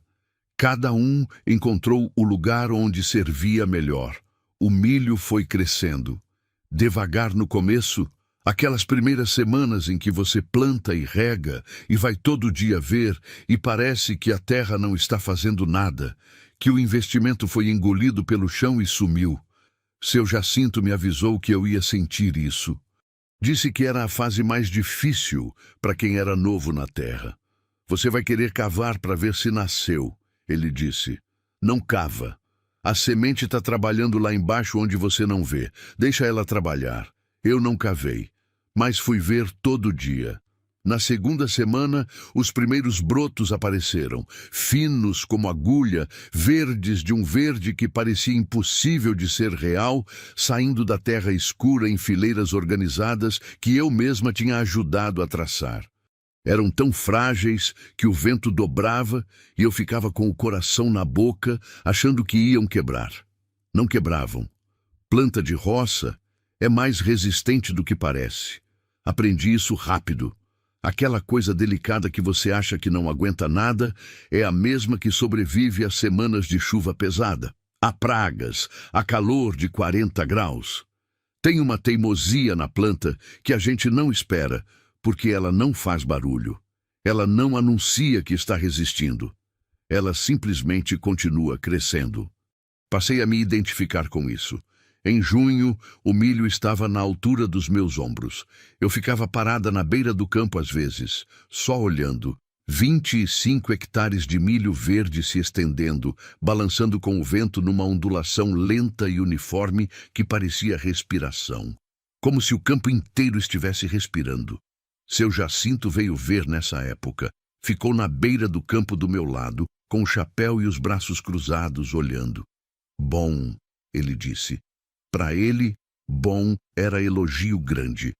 Tem praga nenhuma? Perguntei, porque eu tinha ficado obcecada com lagarta do cartucho nas últimas semanas, lendo sobre ela, checando as folhas em dias alternados. Alguma coisa sempre tem, ele disse, mas você controlou bem. Óleo no tempo certo faz diferença. Fiquei quieta. Seu Jacinto, eu disse depois de um momento, por que o senhor me ajudou? Desde o começo, sem eu pedir. Ele ficou olhando o milho por um bom tempo antes de responder. Porque terra boa que fica parada é desperdício, ele disse. E porque você me lembrou de alguém. De quem? De mim. Quando era novo e não sabia nada, e a única coisa que tinha era disposição de aprender. Silêncio. Alguém me ensinou também, ele continuou. Já faz muito tempo, mas a gente não esquece. E quando pode, passa adiante. Não disse mais nada. Eu também não precisava. A colheita veio em agosto. Contratei o maquinário de novo. Uma colheitadeira que entrou no campo num sábado de manhã cedo, quando o sol ainda estava baixo e o ar tinha aquela friagem de agosto que some antes das 9. Pedro e eu ficamos na beira do campo assistindo. A colheitadeira entrava nas fileiras e o milho desaparecia dentro dela. Do outro lado, saía o grão limpo, caindo no compartimento com um som seco e cheio que eu ouvia e sentia no peito como música. Música mesmo. Não estou sendo poética à toa. Tem um som que só quem esperou meses por alguma coisa consegue ouvir direito. É o som da coisa chegando depois que você achou que não ia chegar. É um som que tem textura e peso e cheira a esforço e a terra e a tempo passado esperando. Pedro ficou quieto do meu lado por um bom tempo. Então disse baixo, quase para si mesmo. Funcionou. 2 palavras. Mas eu entendi tudo que estava dentro delas. Funcionou não era só sobre o milho. Era sobre tudo. Era sobre ter vindo. Sobre ter ficado, sobre as noites de medo e os dias de chuva e os erros e o recomeço. Era sobre o pão dividido em 2 que não era suficiente. Era sobre o trator que ele tinha visto chegar com a boca aberta. Era sobre um menino que tinha aprendido cedo que a vida cobra caro, mas que aqui, nesse campo, nessa terra, a conta tinha fechado de um jeito diferente. Eu coloquei a mão no ombro dele. Não disse nada. Às vezes a mãe também não precisa de palavra. A produção daqueles 25 hectares foi de 143 toneladas de milho. Vendi para a cooperativa regional que Renata, a funcionária do Pronaf, tinha me indicado. Preço combinado antecipadamente, sem atravessador, direto. Quando o dinheiro caiu na conta, fiquei olhando para o número na tela do celular por um tempo longo. Era mais dinheiro do que eu tinha visto em conta corrente na vida inteira. Não era fortuna. Tinha que pagar o financiamento, tinha que pagar o maquinário, tinha que comprar insumo para a próxima safra. Sobrava menos do que o total bruto indicava. Mas o que sobrou era meu, limpo, honesto, da terra. A primeira coisa que fiz foi ir à cidade e comprar um colchão novo para cada filho. Não era luxo, era símbolo. Era eu dizendo para mim mesma e para eles, sem dizer em voz alta, porque não era do meu jeito, que alguma coisa tinha mudado, que a fase em que a gente dormia no que havia acabou. A segunda coisa foi começar a reforma da casa. Contratei um pedreiro da vila, um homem chamado Dito, que tinha fama de trabalho bom e preço justo, que era a combinação mais rara de encontrar em qualquer lugar. Começamos pelo telhado. Eram quase 2 semanas de barulho constante, telha por telha substituída, cumeeira reconstruída, calhas novas. Pedro ficava o dia inteiro observando o Dito trabalhar, fazendo perguntas que Dito respondia com a paciência de quem gosta do próprio ofício. Depois as janelas, depois o reboco das paredes, depois o banheiro. A casa foi mudando devagar, não virou palácio. Não era isso que eu queria. Eu queria que parasse de deixar a chuva entrar, que o piso parasse de ranger de um jeito que parecia que ia ceder, que houvesse água quente quando meus filhos fossem tomar banho de tarde, depois de um dia de trabalho. Coisas simples. Mas quando você passou tempo suficiente sem elas, simples vira extraordinário. À tarde em que liguei o chuveiro novo e a água quente veio, Ana ficou 10 minutos no banheiro, só deixando a água cair. Eu fiquei do lado de fora da porta, ouvindo o barulho do chuveiro. E precisei ir até o quintal porque não queria que ela me visse chorar. No fim daquele ano, fiz o balanço no caderno. Não era o mesmo caderno velho de contas do apartamento. Era um caderno novo, de capa dura, que eu tinha comprado propositalmente no começo do ano para marcar o começo de outra fase. Escrevi tudo. O que havia chegado, o que havia saído, o que havia ficado. Depois escrevi o que havia aprendido. Enchi 3 páginas sobre terra, sobre plantio, sobre timing de colheita, sobre negociação com cooperativa, sobre manutenção de maquinário, sobre drenagem, sobre praga, sobre burocracia de financiamento. Aprendi mais naquele ano do que em toda a minha vida anterior, não porque eu era mais inteligente do que antes, era a mesma pessoa, mas porque nunca tinha tido tanto em jogo. Necessidade ensina com uma urgência que escola nenhuma consegue imitar. No fim da última página escrevi uma lista diferente. Não era o que tinha aprendido, era o que queria. Não o que precisava para sobreviver. O que queria, de verdade. Com a coragem de quem finalmente acredita que querer pode virar real. Escrevi: expandir o plantio para 60 hectares na próxima safra. Escrevi: comprar um trator próprio. Escrevi: contratar 2 trabalhadores da região. Escrevi: construir um galpão de armazenagem próprio. Escrevi: dar uma vida boa para os meus filhos. Fechei o caderno. Olhei pela janela da cozinha. A janela que tinha vidro agora, que fechava direito, que não deixava mais o vento entrar de madrugada. Lá fora era noite, mas era uma noite diferente das primeiras noites. Não era o escuro total que me assustou quando cheguei. Era um escuro familiar. Um escuro que eu conhecia os sons, que sabia o que havia dentro dele. Os grilos, o vento passando pelo milharal. O movimento das árvores frutíferas, o som quieto de uma terra que estava descansando antes de produzir de novo. Era minha terra, minha terra. Demorei um tempo para conseguir dizer isso sem aquele estranhamento de quem está usando palavras que não cabem ainda. Minha terra, como quem tenta um sapato novo e sente o couro rígido e sabe que vai precisar de tempo para amolecer e servir.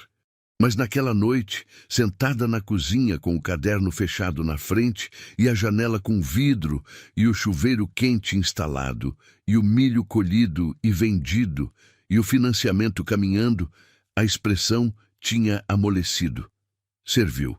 Era minha terra mesmo. O segundo ano foi diferente do primeiro. Não porque foi mais fácil. Foi mais difícil em vários momentos. Mais área, mais complexidade, mais decisão para tomar, mais coisa para errar e aprender com o erro. Mas foi diferente porque eu entrei nele sabendo mais. E saber mais não elimina o medo. O medo de perder o que você construiu pode ser tão paralisante quanto o medo de não ter nada. Mas saber mais te dá ferramentas, te dá vocabulário, te dá a diferença entre entrar numa sala estranha no escuro e entrar nela com uma lanterna pequena. A lanterna não ilumina tudo, mas é suficiente para o próximo passo. E próximo passo é tudo que você precisa saber na hora certa. Expandi para 60 hectares, como havia planejado. Milho e a primeira área de soja, 15 hectares só de soja, porque a soja exigia mais técnica e eu queria aprender com uma área menor antes de ampliar. Contratei 2 pessoas. Manuel, um homem de 40 e poucos anos que tinha trabalhado a vida inteira de meeiro em fazenda alheia e sonhava com emprego fixo. E Dona Cida, uma mulher da vila que entendia de horta e criação como ninguém e que estava desempregada desde que a última família que a contratara tinha se mudado. Não eram funcionários, eram parceiros. Eu tratei assim desde o começo, salário justo, pago em dia, com respeito. Seu Jacinto tinha me ensinado isso também, numa tarde em que estávamos conversando sobre como a fazenda do meu bisavô tinha funcionado nos anos bons. Joaquim tratava bem quem trabalhava para ele. Ele disse, não era generosidade, era inteligência. Trabalhador respeitado trabalha diferente. Manuel e Dona Cida trabalharam diferente. A soja foi o divisor. Quando a primeira safra de soja foi colhida e o valor entrou na conta, Pedro, que já tinha 12 anos e acompanhava todos os números comigo, ficou olhando para a tela do celular e depois me olhou. Mãe, esse dinheiro é quanto milho? Eu fiz a conta de cabeça. Quase o dobro da produção inteira de milho do ano passado. Ele ficou quieto processando. Então a gente planta mais soja. Não era pergunta, era conclusão. Era um menino de 12 anos que tinha aprendido a ler resultado e tirar consequência. Planta mais soja, confirmei. Ele pegou o caderno que eu usava. Ele já sabia onde ficava, já sabia como eu organizava as informações. E começou a fazer cálculo de quantos hectares dariam para expandir no ciclo seguinte com o que havia sobrado depois dos custos. Eu fiquei olhando meu filho de 12 anos fazendo planejamento agrícola numa mesa de fazenda. Pensei na noite do pão dividido. Pensei no apartamento escuro com a conta de luz cortada. Pensei no pingo de chuva na bacia no quarto. E pensei que às vezes a gente não sabe para onde está indo quando está no meio da travessia. Só sabe quando olha para trás de um lugar alto o suficiente para ver o caminho inteiro. Eu estava num lugar alto o suficiente, e o caminho, visto de lá, tinha uma forma que eu não tinha conseguido enxergar enquanto o estava andando. Tinha a forma de uma escolha, de uma mulher que podia ter ficado onde estava, quebrada, com pena de si mesma, esperando que alguém chegasse para resolver, e não ficou. Que podia ter chegado na fazenda, visto o estrago, e voltado, e não voltou. Que podia ter perdido a horta na chuva e desistido, e não desistiu.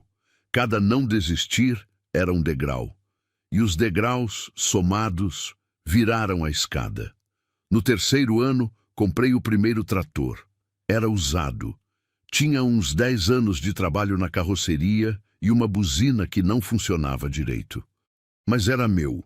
Entrou pela porteira da fazenda Santa Vitória numa manhã de setembro com o operador que o trazia da cidade e eu fui receber na porteira com Pedro e Ana. Ana tirou foto. Pedro foi até o trator e passou a mão no capô com aquele cuidado de quem está tocando alguma coisa que custou muito. Eu fiquei na porteira, olhei o trator, olhei os campos verdes ao redor. Olhei a casa reformada com a varanda limpa e as janelas com vidro e o jardim pequeno que Ana tinha plantado na frente sem eu pedir. Olhei meus filhos e fiz aquela conta que não é de dinheiro. O que eu tinha quando cheguei, o que eu tinha agora, O que havia entre as duas coisas, o que havia entre elas era tempo, era trabalho, era choro engolido e medo enfrentado e erro cometido e lição aprendida e dia que eu não queria levantar e levantei assim mesmo. Era tudo que não aparece em nenhum balanço, mas que é a única coisa que realmente importa quando você para e conta. Seu Jacinto estava lá também. Tinha vindo sem que ninguém chamasse, como sempre. Ficou do lado, com o chapéu de palha, olhando o trator entrar. Não disse nada, mas eu vi ele sorrir. Um sorriso inteiro dessa vez. Não o sorriso pequeno e contido de antes. Um sorriso de alguém que viu uma coisa que ele acreditava que podia acontecer e aconteceu, e que isso confirma alguma coisa que ele precisava que fosse confirmada. Eu fui até ele. Obrigada, eu disse. Ele balançou a cabeça. Obrigada não, ele disse.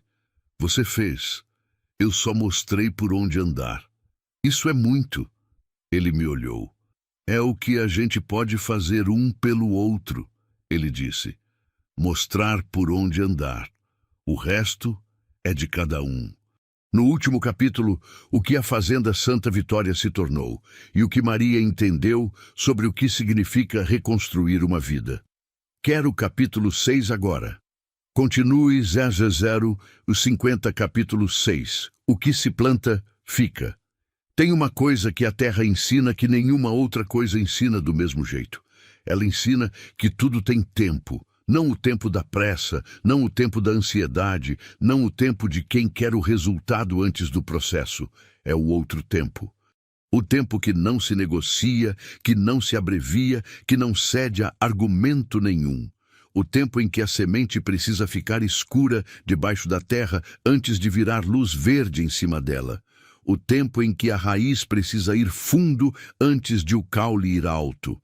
O tempo em que você rega sem ver resultado e continua regando assim mesmo porque aprendeu, porque teve que aprender, que invisível não significa ausente. Eu levei anos para entender isso na terra, mas quando entendi na terra, entendi também em mim.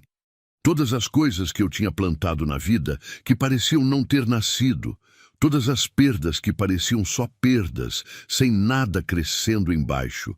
Todos os anos de mulher quebrada que eu achei que era um tempo perdido, não eram. Eram raiz. Eram eu indo fundo antes de ir alto, e fui alto. Hoje a Fazenda Santa Vitória tem 280 hectares em produção ativa. Não é mais a terra coberta de mato que encontrei naquela primeira tarde, com o portão quebrado e a placa desbotada e a casa devorada pela trepadeira. É outra coisa. É uma propriedade que trabalha, que acorda todo dia com propósito e deita todo dia com resultado. Que tem movimento, que tem vida, que tem o barulho bom de coisa funcionando. Planto milho e soja nas áreas grandes do leste e do norte. Mantenho a horta. Nunca abandonei a horta, nunca vou abandonar. Ela foi a primeira coisa que nasceu e tem um significado que não é só produtivo. A horta é memória. É o lugar onde eu aprendi que a terra responde quando você cuida. Toda vez que eu passo por ela, lembro dos primeiros brotos de alface e do Pedro agachado na frente deles com aquele sorriso de descoberta. Algumas coisas a gente guarda não pelo tamanho, mas pelo que significaram na hora. Tenho 3 tratores agora. 3, onde tinha 0. Entram e saem dos campos todo dia, preparando a terra, plantando, carregando. Quando o primeiro chegou, eu fiquei na porteira olhando. Quando o terceiro chegou, Pedro foi receber. Ele já cuida da logística da fazenda, controla os cronogramas, conversa com os fornecedores, faz o que eu fazia sozinha no começo e que hoje é trabalho para mais de uma pessoa. Pedro tem 18 anos. 18 anos e olhos que ainda têm aquela profundidade de menino velho, mas agora com outra coisa dentro. Tem certeza. Não arrogância. Não é disso que estou falando. É aquela certeza quieta de quem sabe o que é capaz de fazer porque já fez. de quem conhece o peso do trabalho porque carregou junto desde o começo, de quem não tem medo do processo porque viveu o processo inteiro sem atalho. Meu filho vai cursar agronomia no ano que vem. Eu não tenho palavras suficientes para descrever o que sinto quando digo isso. Vou tentar assim mesmo. É um orgulho que vem de muito longe, que atravessa o apartamento escuro com a conta de luz cortada e o pão dividido em dois, e o choro na pia com a torneira aberta para não fazer barulho, que atravessa a noite do infarto de Jonas e o hospital frio com cheiro de desinfetante, e a palavra meningite dita por um médico que eu nunca mais vi, que atravessa cada porteira que se fechou na minha frente ao longo da vida. É o orgulho de uma mãe que quase não aguentou, que aguentou assim mesmo, e que vê no filho a prova de que aguentar valeu. Ana tem 16 anos e é completamente diferente do irmão. Onde Pedro é silêncio e precisão, Ana é barulho e cor. Ela cresceu na fazenda como quem pertence ao lugar, não como herança, mas como escolha. Ela planta, cuida, inventa. Criou um viveiro de mudas no lado sul da propriedade que vende para produtores da região. Ideia dela, execução dela, dinheiro dela. Ela não me pediu permissão. Me contou quando já estava feito. Eu a olhei com aquela mistura de susto e orgulho que os filhos nos causam quando a gente percebe que cresceram mais do que a gente estava prestando atenção. Você precisava de dinheiro? Eu perguntei. Não, ela disse. Precisava de algo que fosse meu. Engoli o nó na garganta. Porque entendi perfeitamente. Melhor do que ela podia imaginar. Tenho 8 funcionários fixos hoje. 8 famílias que dependem da Fazenda Santa Vitória. 8 salários pagos em dia, todo mês, com respeito e com cuidado. Manuel ainda está.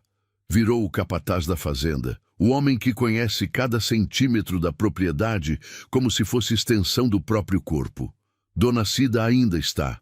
A horta é quase toda dela agora.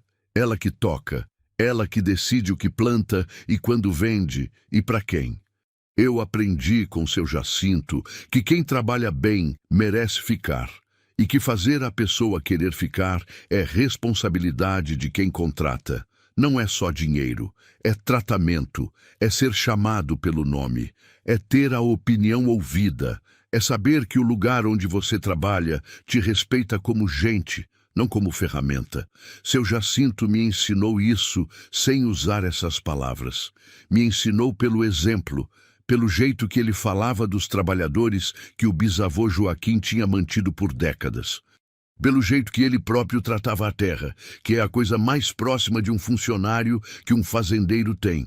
Com respeito, com paciência, com a crença de que o que você cuida, cuida de você de volta. A casa está irreconhecível de quando cheguei. Não deixei ela virar outra coisa. Quis manter o que ela era, a estrutura colonial de 2 andares com a varanda larga e os pilares de madeira. Mas restaurei tudo. Telhado novo, janelas novas, assoalho recuperado, paredes rebocadas e pintadas de um branco que no fim do dia, quando a luz fica laranja, vira dourado. O jardim na frente é de Ana. Já falei isso, mas vale repetir, porque o jardim é uma das coisas mais bonitas da propriedade e ela merece o crédito inteiro.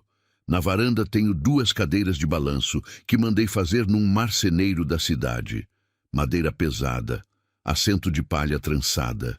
Toda tarde, quando o trabalho do dia fecha, eu sento numa delas. Às vezes Pedro senta na outra. A gente fica olhando os campos, não sempre com conversa. Às vezes só olhando, que é o tipo de companhia que só existe entre pessoas que passaram por muito juntas e não precisam mais preencher o silêncio com palavra. O campo de milho vai até onde o olho alcança. Além dele, a soja, que em certa época do ano fica com aquela cor de verde azulado que parece pintada.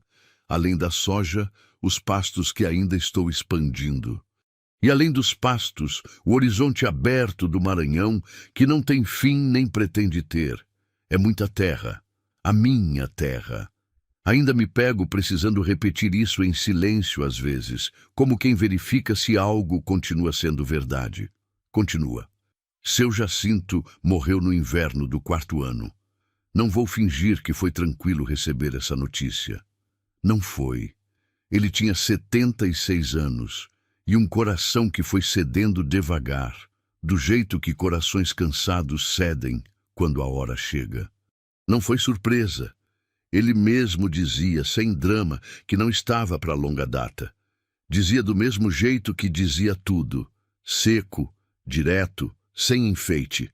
Fui no velório, fui no enterro, fiquei na beira do túmulo depois que todo mundo foi embora, com o chapéu de palha que tinha pedido para a família guardar para mim. Ficaram com o meu pedido sem perguntar por quê. Acho que entenderam que tinha significado. Segurei o chapéu nas 2 mãos. Pensei em tudo que ele me ensinou. Não era só sobre terra. Era sobre persistência. Era sobre olhar para frente quando o que você tem é dificuldade. Era sobre passar adiante o que você sabe, porque o conhecimento que fica em um só lugar morre com ele. Coloquei o chapéu na lápide. Disse, obrigada de novo. Dessa vez em voz alta. O vento levou. Espero que ele tenha ouvido. Tem uma pergunta que me fazem às vezes. Pessoas que ficam sabendo da história, que ouvem falar de uma viúva que herdou fazenda abandonada e transformou em produção grande. Me perguntam qual foi o segredo, qual foi o momento decisivo, qual foi a virada, e eu fico um momento procurando a resposta honesta, porque todo mundo quer que exista um segredo, um momento singular, uma decisão épica, um dia em que tudo mudou de uma vez. As histórias de virada têm esse formato porque é mais fácil de contar e de ouvir. Um antes, um depois. Uma linha entre os dois. Mas a verdade é mais bagunçada do que isso. A verdade é que não teve um segredo. Teve muitos dias pequenos. Teve acordar quando não queria. Teve replantar quando perdi. Teve anotar o erro e não repetir. Teve ouvir quem sabia mais do que eu, sem deixar o orgulho atrapalhar. Teve fazer conta quando o dinheiro era pouco. Teve não desistir na chuva, não desistir no erro, não desistir no medo. Teve olhar para os meus filhos e lembrar por que estava tentando. Foi isso, não é glamuroso, não é o tipo de resposta que vira frase de capa.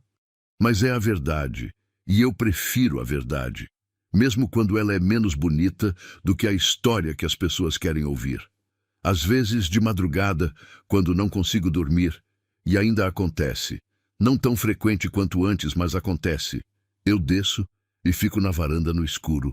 Não tenho mais medo do escuro da fazenda. Conheço cada som, o sapo lá pelo açude, o vento que passa pelo milharal com aquela voz rouca de coisa viva. O pássaro que canta antes de todo mundo, quando o céu ainda está preto, mas já sabe que o sol vem. Fico sentada na cadeira de balanço. Às vezes lembro do apartamento pequeno, do caderno de contas que nunca fechava, da bacia embaixo do goteiro, do pão dividido em 2, do rosto do Pedro me devolvendo metade sem dizer nada. Lembro e não dói mais do mesmo jeito. Não é que a dor foi embora. A dor de certas coisas não vai embora nunca. O Lucas não volta. Jonas não volta. Renato não volta. As perdas que eu carreguei até aqui continuam sendo perdas. Nenhuma conquista apaga isso. Nenhuma fazenda prospera. Nenhum trator. Nenhuma lavoura verde até o horizonte. Mas a dor mudou de formato. Ficou menor, não porque encolheu, mas porque eu fiquei maior do que ela. E isso, eu aprendi, é o que acontece quando você insiste em crescer mesmo enquanto está sofrendo.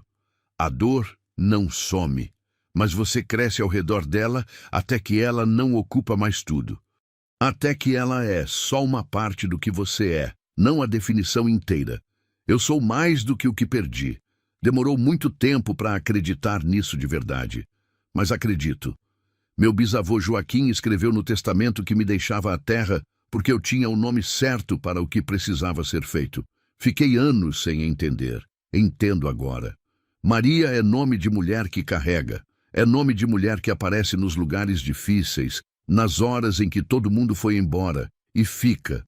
Que está no hospital, que está no campo, que está na beira do caixão e na beira da plantação, que não faz barulho sobre o quanto suporta, mas suporta a si mesmo, com ou sem testemunha. Meu bisavô me conhecia mais do que eu me conhecia. Ou talvez ele não me conhecesse a mim especificamente. Talvez ele conhecesse o tipo de pessoa que eu era. O tipo que a vida tenta, muitas vezes, e que não quebra de vez, que dobra e endireita, que cai e levanta sem fazer cerimônia da queda. Porque quem cai, muitas vezes, aprende a cair rápido e levantar mais rápido ainda. Ele deixou a terra para mim, porque sabia que eu ia fazer com ela o que ele tinha feito quando era jovem. Ia brigar por ela, ia acreditar nela quando ela parecia não merecer crença, ia regar quando estava seco, e drenar quando estava cheio, e plantar quando estava com medo, e esperar quando estava desesperada, e colher quando chegasse a hora. Ia fazer o que a terra exige de quem quer que ela responda. Presença, cuidado, paciência, constância. As mesmas coisas que a vida exige de quem quer sobreviver a ela de verdade. Na semana passada, Pedro me chamou no escritório que montamos numa das salas da casa. Tinha uma planilha aberta no computador.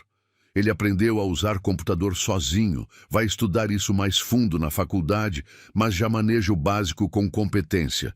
Tinha números na tela, projeções, comparativos de safra.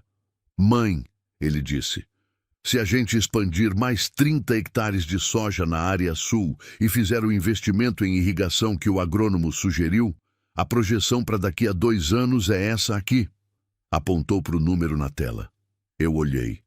Era um número que 4 anos atrás eu não teria conseguido dizer em voz alta sem sentir que estava inventando ficção. O que você acha? Ele perguntou. Eu olhei para ele. Para esse menino que eu recebi com 6 anos, silencioso e pesado de perda. Que cresceu ao lado do trabalho como quem cresce ao lado de um irmão mais velho. Respeitando, aprendendo, sendo moldado por ele. Que vai para a faculdade estudar o que viveu, para entender com teoria o que a prática já ensinou. Eu acho, eu disse, que você já sabe o que fazer. Ele me olhou. Fechou o computador. Se levantou.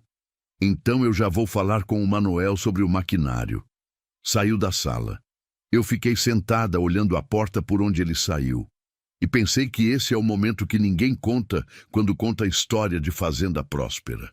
Esse momento quieto e sem plateia, de mãe sentada numa cadeira depois que o filho saiu da sala, percebendo que criou alguém capaz.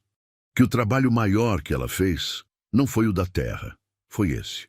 Foi esse menino de olhos fundos que aprendeu, ao lado dela e por causa dela, que problema tem solução se você não parar de procurar. Esse é o orgulho que não cabe em número, que não aparece em projeção de safra, que fica. A Fazenda Santa Vitória está de pé. Com 280 hectares de terra ativa, 3 tratores, 8 funcionários, uma horta, um viveiro de mudas, campos de milho e de soja que se estendem além do que os olhos alcançam da varanda. Com uma casa de 2 andares que cheirava a abandono e hoje cheira a comida e a vida e ao jardim de Ana na frente.